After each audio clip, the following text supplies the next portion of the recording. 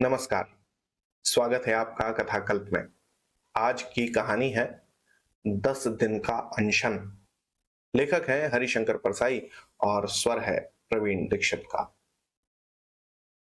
आज मैंने बुन्नू से कहा, देख बुन्नू, दौर ऐसा आ गया है कि संसद, कानून, संविधान, न्यायालय सब बेकार हो गए हैं। बड़ी बड़ी मांगे अनशन और आत्मदाह की धमकी से पूरी हो रही हैं।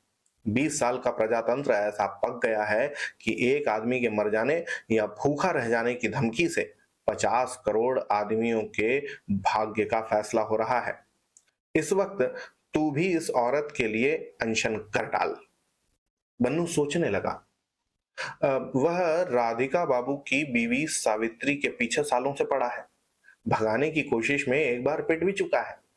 तलाक दिलवाकर उसे घर में डाल नहीं सकता क्योंकि सावित्री बन्नू से नफरत करती है। सोचकर बोला, मगर इसके लिए अनशन भी हो सकता है।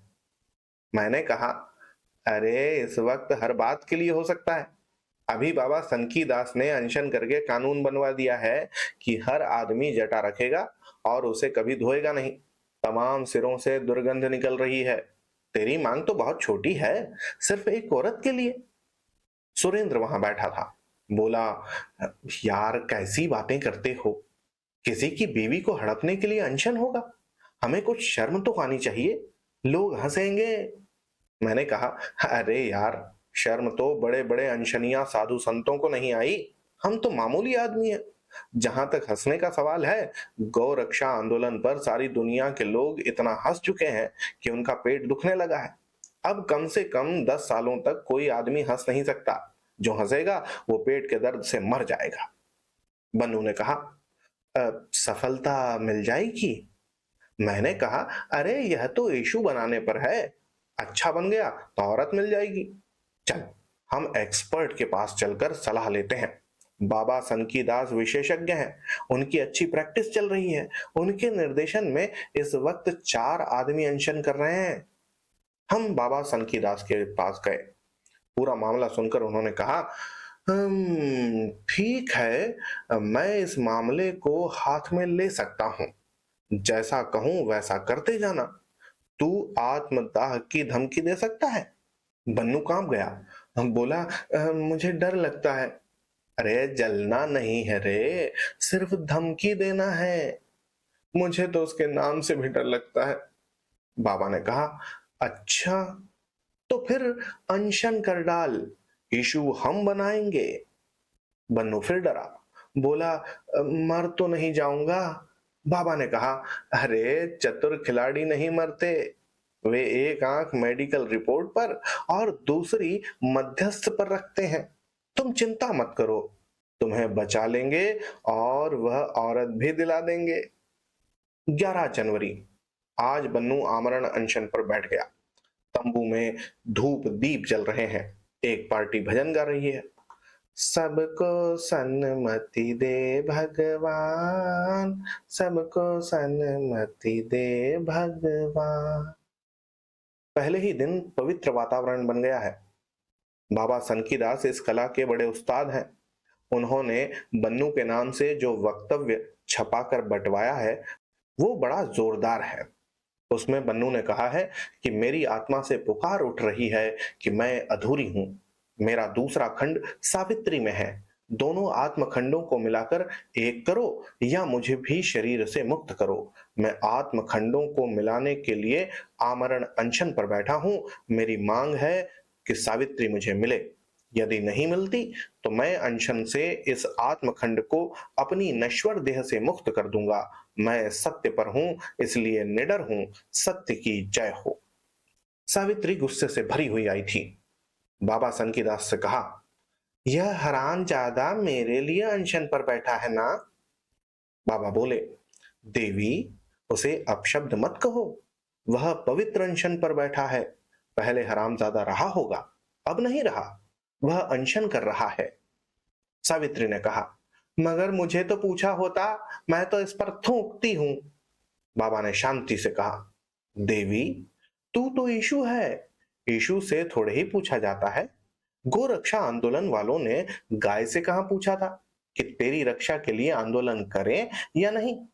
देवी, तू जा।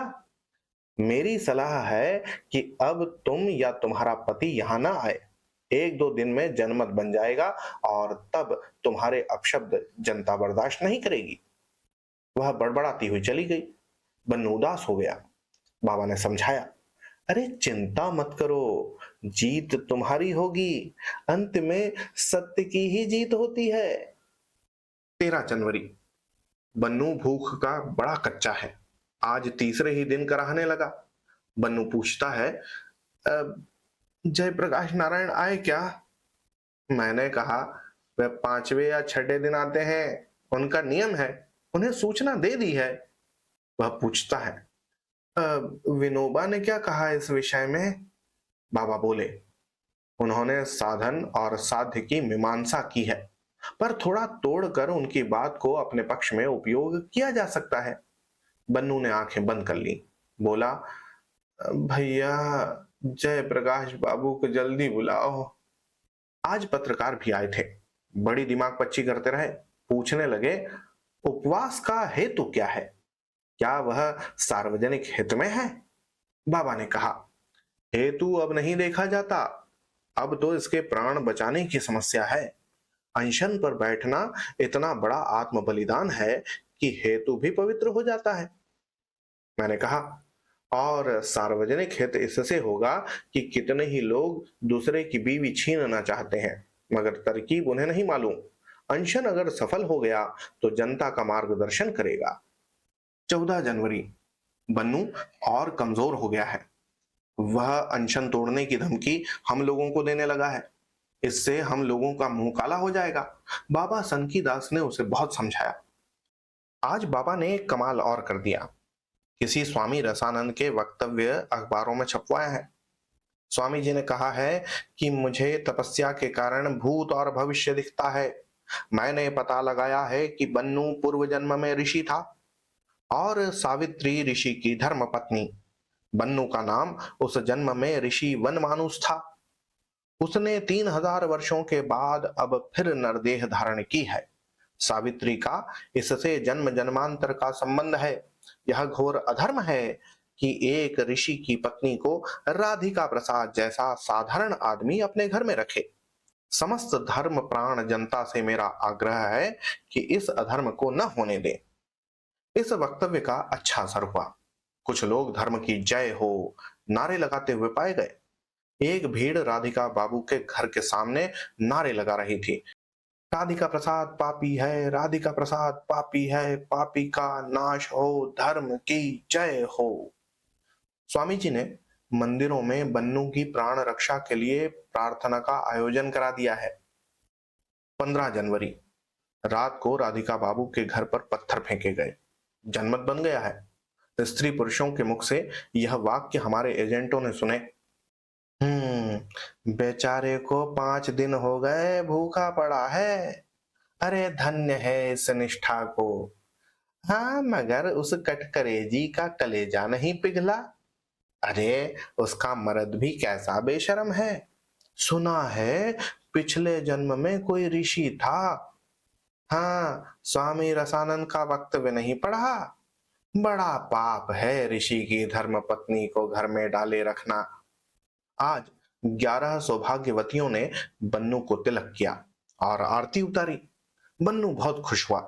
सौभाग्यवतियों को देखकर उसका जी उछलने लगता है। अखबार अनशन के समाचारों से भरे हैं। आज एक भीड़ हमने प्रधानमंत्री के बंगले पर हस्तक्षेप की मांग करने और बन्नू के प्राण बचाने की अपील करने भेजी थी। प्रधानमंत्री ने मिलने से इनकार कर दिया। देखते हैं कब तक नहीं मिलते। शाम को जयप्रकाश नारायण आ गए। नाराज थे। कहने लगे, अरे किस किस के प्राण बचाऊं मैं? मेरा क्या यही धंधा है? रोज कोई अनशन पर बैठ जाता है और चिल्लाता है कि प्राण बचाओ, प्राण बचाओ। अरे प्राण बचाना है तो खाना क्यों नहीं लेता? प्राण बचाने के लिए मध्यस्थ की कहां जरूरत है? यह भी कोई बात है? दूसरे की बीवी छीनने के लिए अनशन के पवित्र अस्त्र का उपयोग किया जाने लगा है। हमने समझाया, अरे यह इशू जरा दूसरे किस्म का है। आत्मा से पुकार उठी थी। वे शांत हुए, बोले, अगर आत्मा की बात है तो मैं इसमें हाथ डालूंगा। मैंने फिर कहा, फिर कोटि कोटि धर्म प्राण जनता की भावना इसके साथ जुड़ गई है। जयप्रकाश बाबू मध्यस्थता करने के लिए राजी हो गए। वे सावित्री और उसके पति से मिलकर फिर प्रधानमंत्री से मिलेंगे। बन्नू बड़े दीन भाव से जयप्रकाश बाबू की तरफ देख रहा था। बाद में हमने उससे कहा, अबे साले, इस तरह दीनता से मत देखा कर। तेरी कमजोरी ताड़ लेगा तो कोई भी नेता तुझे मौसम्मी का रस पिला देगा। देखता नहीं है कितने ही नेता झोलों में मौसम्मी रखे तंबू के आसपास घूम रहे हैं। 16 जनवरी, जयप्रकाश बाबू की मिशन फेल हो गई। कोई मानने को तैयार नहीं है। प्रधानमंत्री ने कहा, हमारी बन्नू के साथ सहानुभूति है, पर हम कुछ कर नहीं सकते। उससे उपवास तोड़वाओ, तब शांति से वार्ता द्वारा समस्या का हल ढूंढा जाएगा। हम निराश हुए, लेकिन बाबा सनकीदास निराश नहीं हुए। उन्होंने कहा, अरे पहले सब मांग को नामंजूर करते हैं, यही प्रथा है। अब आंदोलन तीव्र करो, अखबारों में छपवाओ कि बन्नू की पेशाब में काफी एसीटोन आने लगा है, उसकी हालत चिंताजनक है। वक्तव्य छपवाओ कि हर कीमत पर बन्नू के प्राण बचाए जाएं। सरकार बैठी बैठी क्या देख रही है, उसे तुरंत कोई कदम उठाना चाहिए जिससे बन्नू के बहुमूल्य प्राण बचाए जा सकें। बाबा अद्भुत आदमी है, कितनी तरकीबें उनके दिमाग में है। कहते हैं, अब आंदोलन में जातिवाद का पुट देने का मौका आ गया है।